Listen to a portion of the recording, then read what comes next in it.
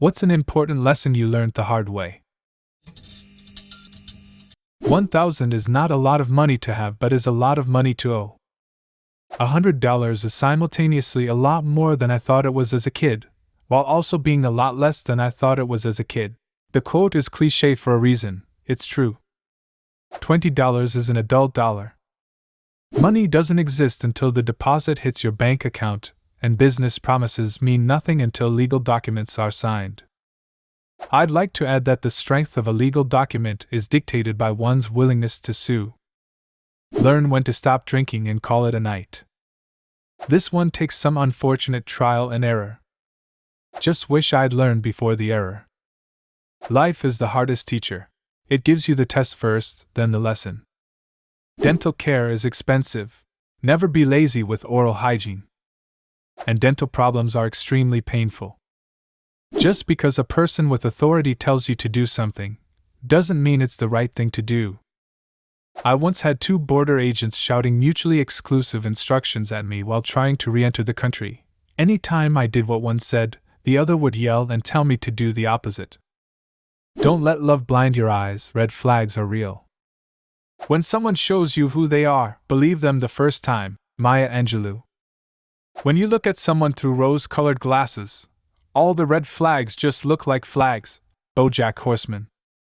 Never have kids with someone you don't want in your life forever. To add, contraception is never the other person's responsibility. It is not even 50-50. It is 100% 100%. Also ensure that they also want you in their life forever. It's possible to make no wrong moves and still lose.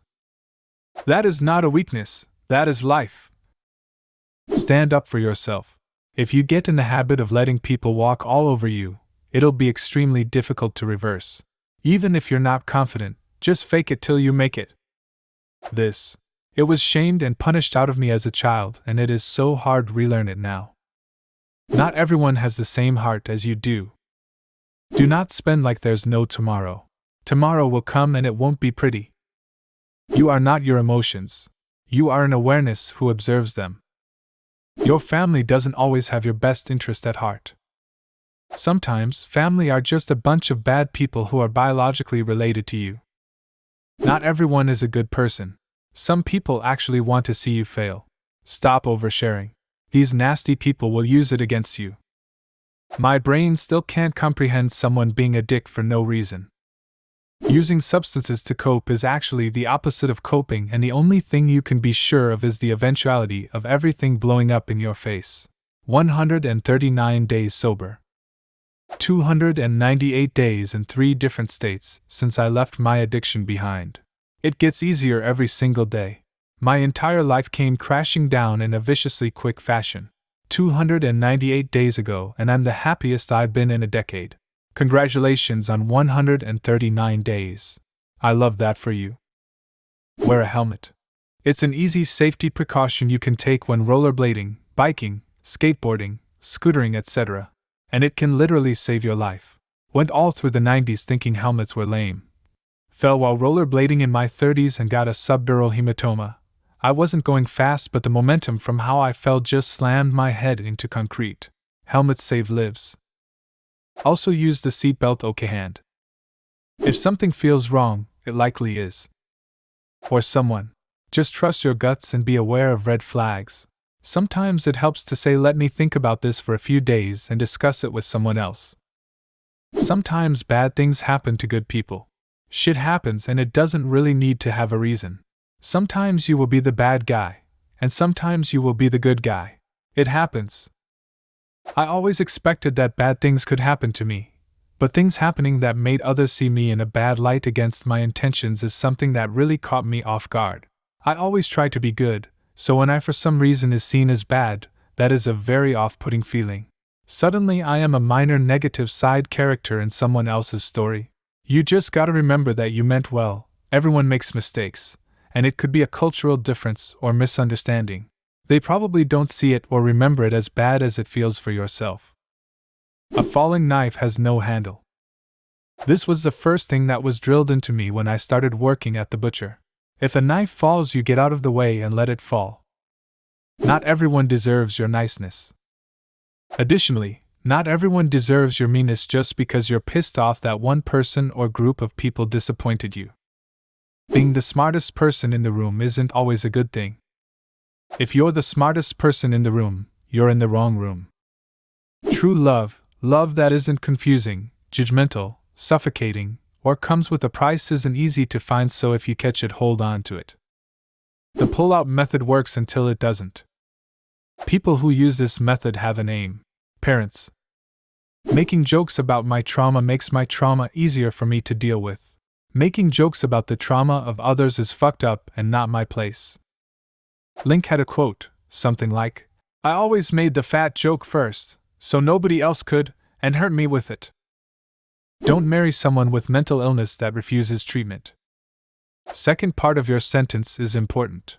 We are all flawed and a lot of us meet criteria for at least one diagnosis in the DSM. But there's a difference between actively working on it and just saying, "I'm crazy because I'm a Scorpio," or whatever nonsense people say for justifying their maladaptive behavior.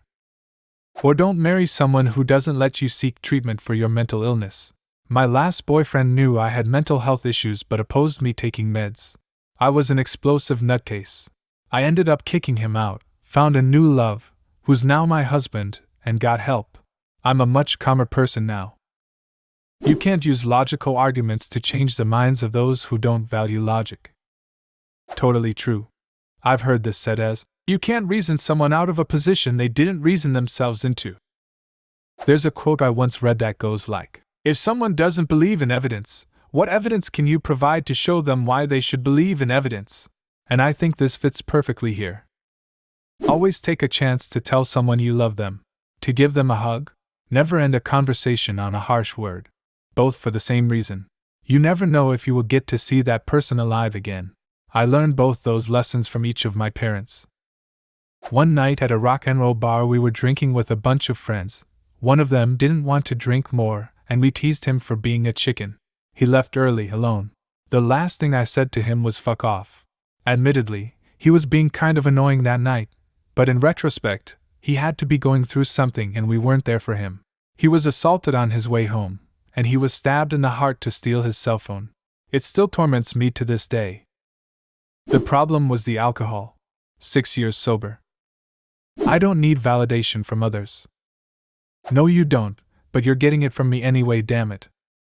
Loyalty to a company does not pay. Save money. Don't gamble. Statistically, the change machine pays off better than the slot machine. Nobody is coming to save you.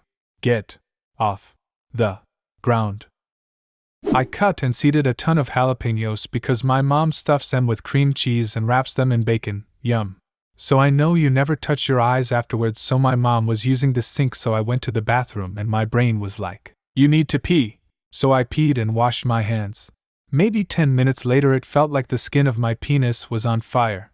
I stood in the bathroom with water and even used milk, lol. Good times. I did this after chopping about 40 habaneros for my sister. She told me to wear gloves and I'm stupid, so I didn't. I washed my hands with soap and then went to the bathroom.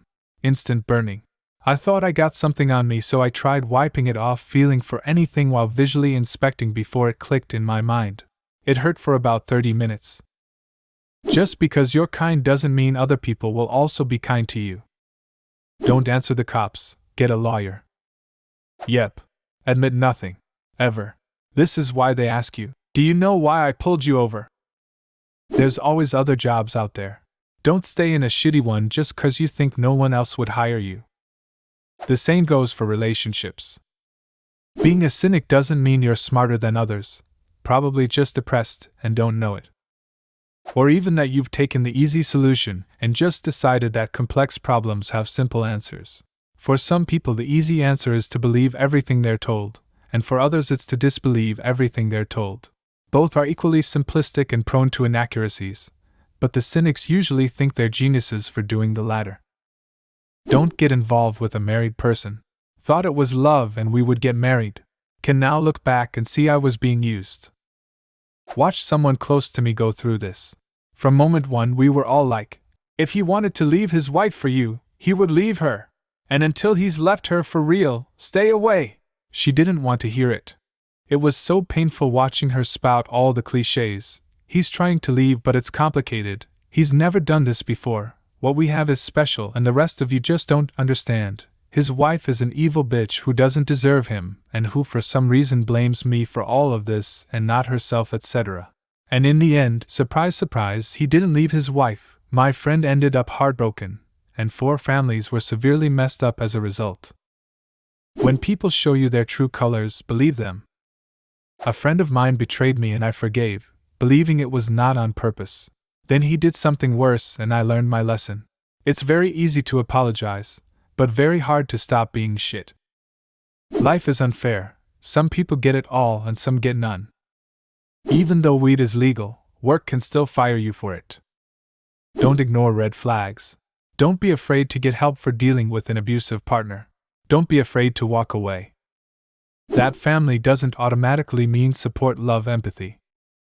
If you really want something done right or a particular way, you make sure it happens, because if you depend on others, it won't be done on time or how you want it. That's a pretty long way of saying, if you want something done right, you gotta do it yourself. If managing people at work, this is a terrible approach.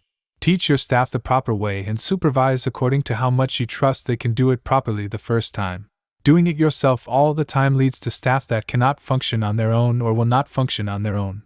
People need to learn how, then be empowered to act on what they've learned. Don't let crazy put his dick in you. Guys always say, don't put your dick in crazy, when speaking of women with a ton of mental or psychological issues. But as a woman, I tell other women, don't let crazy put his dick in you. Don't do it, ladies. LOL. Why do you always hear about crazy ex-girlfriends but not crazy ex-boyfriends? Because if you got a crazy ex-boyfriend, you are gonna die. 1. Paraphrase from somewhere. Don't help people who don't listen.